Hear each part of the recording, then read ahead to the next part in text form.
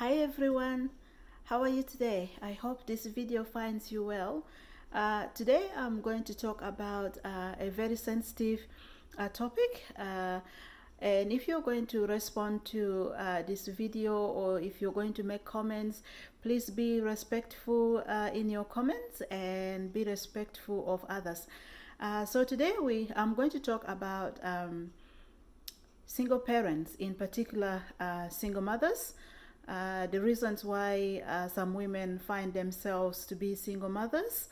I do acknowledge that there are a lot of single dads out there who are doing great job in raising their children, sometimes with limited support, sometimes with a lot of support network around them, and sometimes with no support at all, and they're doing great job. I also want to acknowledge that there are a lot of teenage single mothers out there. And so today I'm not going to talk about teenage single mothers. They are also doing great job given their young age. And I'm not going to talk about single dads today. Next time we will talk about that. I am going to talk about the challenges that single mothers face on a daily basis as they struggle with bringing up their children, looking after their children, and caring for their children single-handedly without any support, and sometimes with the support, sometimes with very limited support. And so there are a number of reasons why women become single mothers. One reason is domestic violence. If you are a single mother out there because of domestic violence, you have experienced abuse, financial abuse, physical abuse, emotional abuse, and social isolation and neglect. You're not alone. There are a lot of domestic violence services around you. Don't shy away. Don't be embarrassed of your relationship failure and the abuse that you went through. It had nothing to do with you. Just need to reach. You need to reach out and ask for support, ask for help. Like I said, there are a lot of domestic violence services out there that can be of big benefits to you, and you can benefit from them as well. And some women become single mothers because they lost their husbands.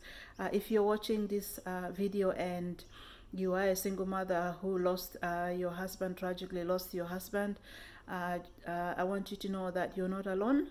In this situation, there are other women out there. I'm not trying to compare your situation with other women's situation.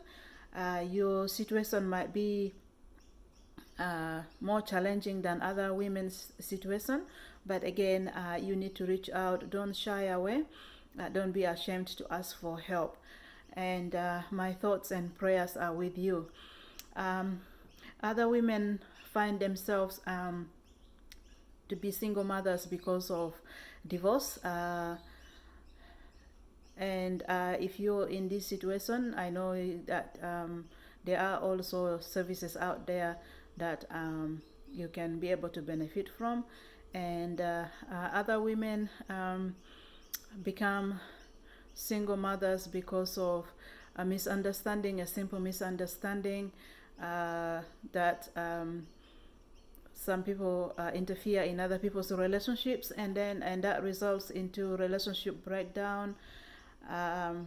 And some women become single mothers because the fathers of their children choose to walk away from the responsibility of being a father, of raising their children together. And yeah, those are a few reasons why women find themselves to be single mothers. And we'll talk more next time about more reasons why women become single mothers. Today I'm going to talk about one challenge.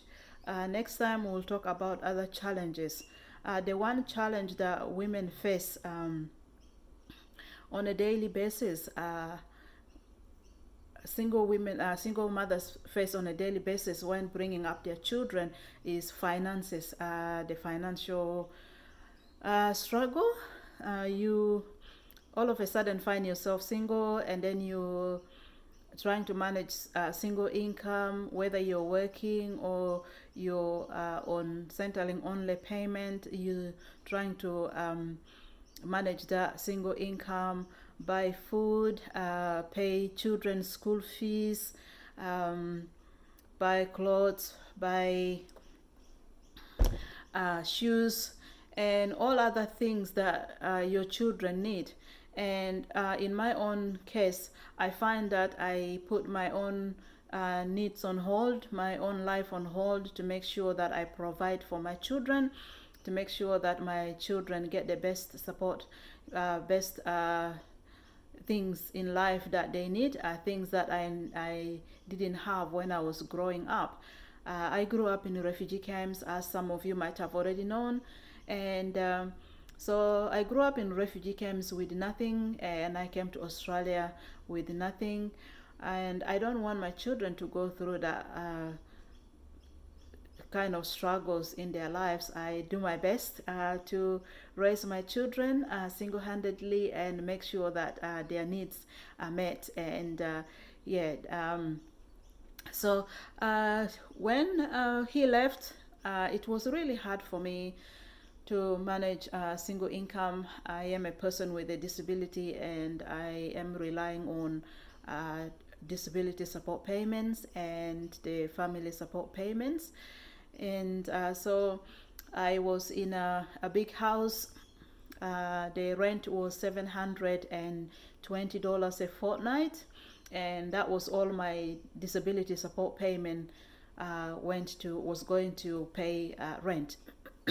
And then I didn't have any other money left to buy food and all that kind of things. The family payments that I received was going towards paying electricity bills and telephone bills and internet bills and all of that. But I had support network around me. My church was really very supportive. They helped me with the nappies, they helped me with the formula. He left when my baby was 11 days old. The youngest one was 11 days old, and so the church supported me. Also, my sister supported me when she could. She would normally go to the shops and buy food and stock my freezer, fridge, and pantry with the food. And then I also found myself in a situation where I needed some support from Anglicare, and I will talk more about the support I received from Anglicare during that time. And so yeah, it was really hard maintaining the car, servicing the car, registering the car, fueling the car every week, and also paying children's childcare fees and school fees and all these kind of things. Is a really big struggle. The really one sad thing that is happening is, like, for example, in my situation, and in my community, I can see that some women are also going through the same things. As soon as a relationship is broken down, people will immediately jump into a conclusion that the woman didn't want to be with the man because they want to be paid child support, they want to be paid single parent payment. And I don't really know how much money is there that people receive from child support and single parent payment that people are always talking about, instead of finding out what the problem is, or if there is any way they can help, they can support the woman and the man too, the man that is left. If there is no fight, like for example in my own situation, there were issues, small things that didn't really needed him to move out. But maybe people, if the person that moves out of the family home might be going through personal emotional struggle or personal mental health issues. For example, having a new baby in the house might bring a lot of challenges mentally to other parents.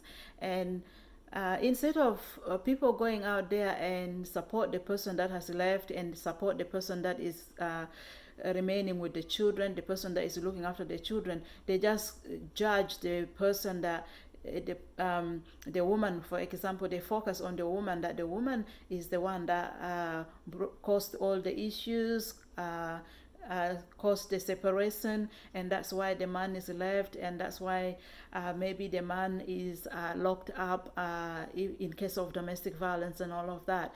And even some women, they judge the woman, knowing that they are women. They might one day be in the same situation. They be judging the woman, and they be gossiping instead of helping and things like that. So for me, I'm not receiving child support and I'm not receiving single parent payment.